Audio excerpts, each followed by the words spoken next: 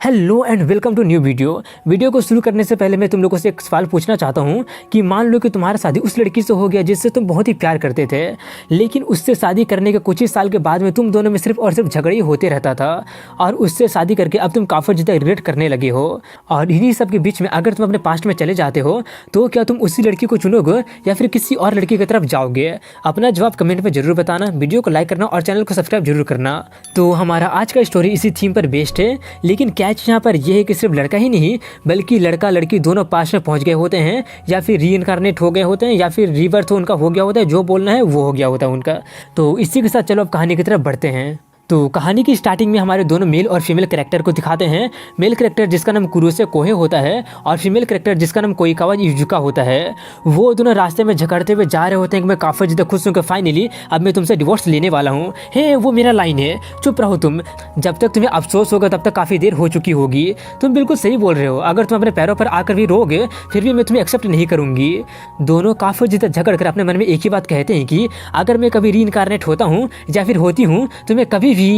इतना सोचकर कोही अपने मन में कहने लगा होता है कि जब मैं युजुका को डेट करना स्टार्ट किया था तब मुझे लगा था कि मैं दुनिया का सबसे लकीस्ट बंदा हूँ, और जब हमारा शादी हुआ था तब मुझे लगा था कि मेरा ये हैप्पीनेस कभी खत्म ही ना हो। ओह यार, मैं अपना पास्ट सेल्फ को 2-4 झापड़ लगाना चाहता हूँ। आखिर मैं युजुका के बैड हैबिट को लेकर इतना ज़्यादा ब्लाइंड कैसे था?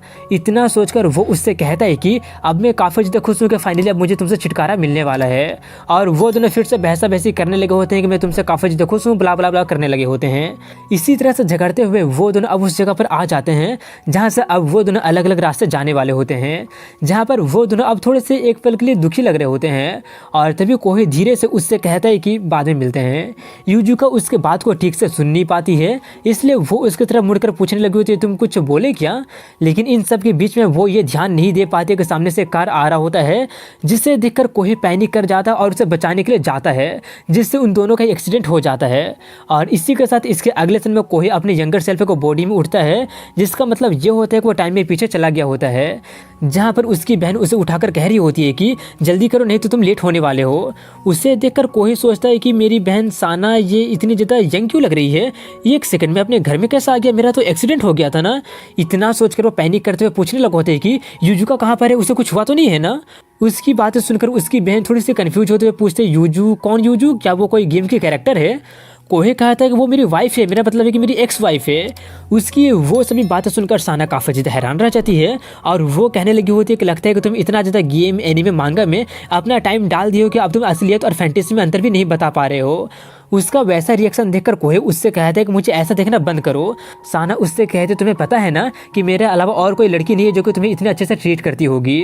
कोहे उसकी बात को इग्नोर करके अपने आप को देखकर सोचने लगा होता है कि मेरा बॉडी इतना ज़्यादा लाइट फील क्यों हो रहा है, ये रूम भी काफ़ी ज़्यादा फेमिलियर लग रहा है, मेरी अडल्ट बहन भी फिर से छोटी हो गई है, अब ये मत कहना कि। इतना सोचकर वो उससे पूछता है कि तुम स्कूल ड्रेस क्यों पहनी हुई हो? साना वहाँ से जाते हुए कहते क्योंकि आज मेरा स्कूल है और तुम्हें भी जल्दी करना होगा क्योंकि आज तुम्हारा हाई स्कूल का एंट्रेंस सेरेमनी है। कोहे जल्दी से अपने स्कूल में पहुंच जाता है, जहां पर अब उसे पूरी तरह से यकीन हो गया होता है कि वो टाइम में पीछे आ गया है, जिससे वो काफ़ी ज़्यादा खुश और काफ़ी ज़्यादा एक्साइटेड हो रहा होता है और वो फिर से अपना पिछला लाइफ वाला गलती को ना दोहराने के लिए सोच रहा होता है। और उससे भी इम्पोर्टेंट वो युजुका से शादी बिल्कुल भी नहीं करने के बारे में अपना मन बना लेता है। वो सब मन बनाकर वो अपने क्लास में युजुका को देखकर सोचता है कि वो तो हमेशा की तरह काफ़ी ज़्यादा क्यूट ही है, लेकिन इससे कोई फर्क नहीं पड़ने वाला है क्योंकि मैं अपने इस दूसरे लाइफ में मैं एक अच्छी कंपनी में जाऊंगा और किसी हाई स्पेक वाली से शादी करके आराम की ज़िंदगी बिताऊंगा। और उन सब के लिए मुझे सबसे पहले युजुका से दूर रहना पड़ेगा, लेकिन फिर भी वो मेरे पीछे बैठने के कारण मैं खुद को शांत नहीं कर पा रहा हूँ।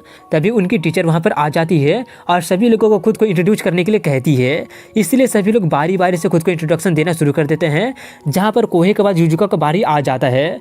उसे देखकर कोहे सोचता है हालांकि उसे स्टेज फियर है, लेकिन फिर भी वो ऑनर स्टूडेंट के जैसे एक्ट कर रही है। वहीं पर युजुका खुद को इंट्रोड्यूस करते हुए गलती से कह देती है कि मेरा नाम कुरोसे युजुका है। कुरोसे सरनेम सुनकर उसकी टीचर उसे थोड़ी सी टीच करते हुए कहते क्या कुरोसे है, लेकिन रजिस्टर में तो तुम्हारा कुछ और नाम है। ये सुनकर युजुका काफ़ी ज़्यादा शॉक्ड और काफ़ी ज़्यादा नर्वस होने लगी होती है और जल्दी से हिचकिचाते हुए अपना असली नाम बताकर किसी तरह से कह देती है कि मुझे कुरोसे कुन खींच कर यहाँ पर लेकर आया था इसलिए ये सब हो गया। उसका शादी के बाद वाला नाम सुनकर कोहे काफ़ी ज़्यादा शॉक्ड रह जाता है और उससे भी शक होने लगा होता है कि कहीं वो भी तो उसके साथ टाइम में पीछे तो नहीं आ गई है ना। ये सब सुनकर वो काफ़ी ज़्यादा हैरान रह जाता है। अब इसके स्कूल के बाद का सीन दिखाया जाता है जहाँ पर कोहे उसी बात को लेकर काफ़ी ज़्यादा टेंशन में होता है, इसलिए वो टेंशन से बाहर निकलने के लिए एक बुक स्टोर में जाता है अपना फेवरेट मांगा को पढ़ने के लिए। और वो ये सब सोच रहा होता है कि अच्छा वो कि युजिका को अभी तक पता नहीं चला है कि मेरे पास में मेरा पिछले लाइफ का मेमोरी है। कोहे वो सब सोचकर एक मांगा उठाने ही वाला होता है कि तभी वहाँ पर युजिका आकर उसे ग्रीट करते हुए कहती है कि क्या कोइंसिडेंट है ना।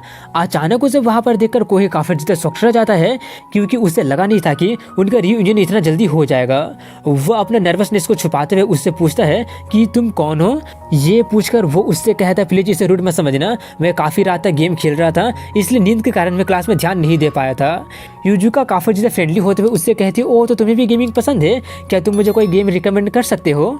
उसका ओवर फ्रेंडलीनेस देखकर कोहे को समझ में नहीं आ रहा होता है कि आखिर वो इतना ज़्यादा इंटरेस्टेड क्यों दिखा रही है।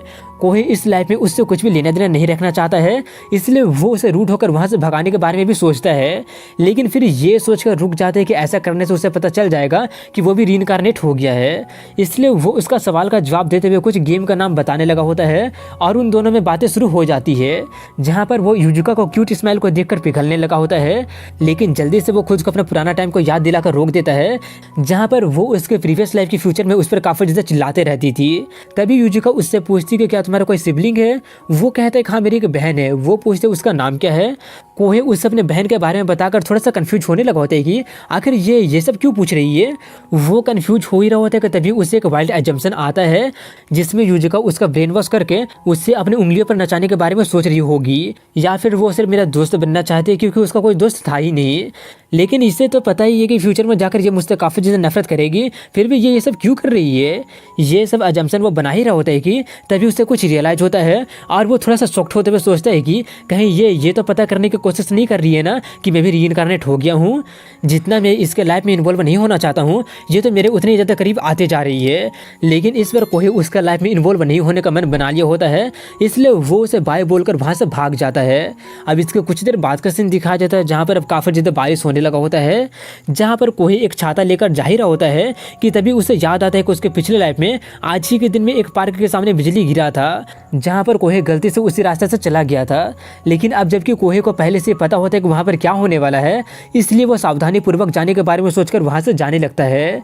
जहाँ पर उसे युजिका उसी पार्क में बैठी नजर आती है। उसे वहाँ पर देखकर कोहे को समझ में नहीं आता है कि आखिर वो यहाँ पे क्या कर रही है।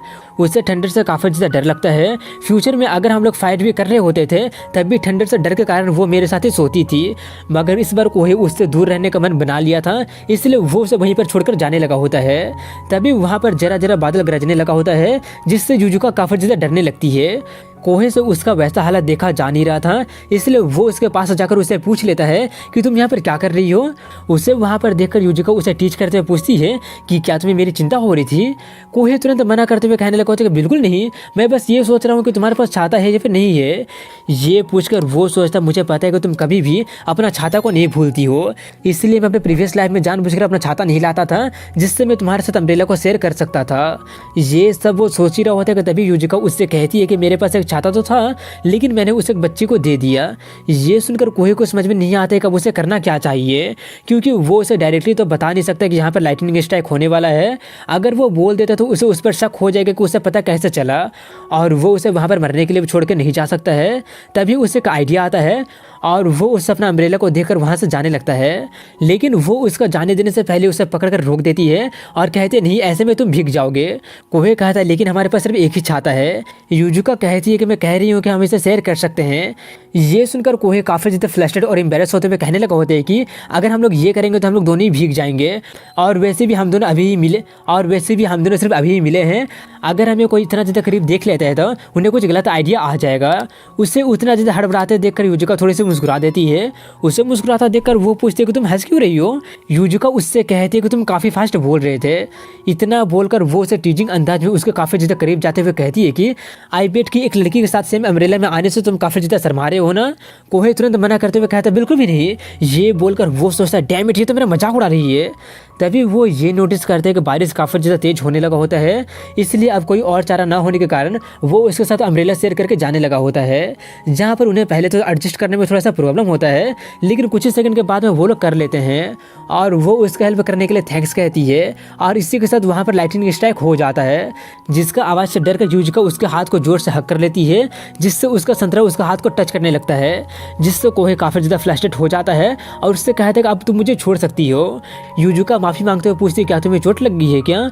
कोहे कहता है ऐसा कुछ भी नहीं हुआ है। ये बोलकर वो सोचता है कि आखिर मैं इस चीज़ को लेकर इतना ज़्यादा फ्लस्ट्रेट क्यों हो रहा हूँ।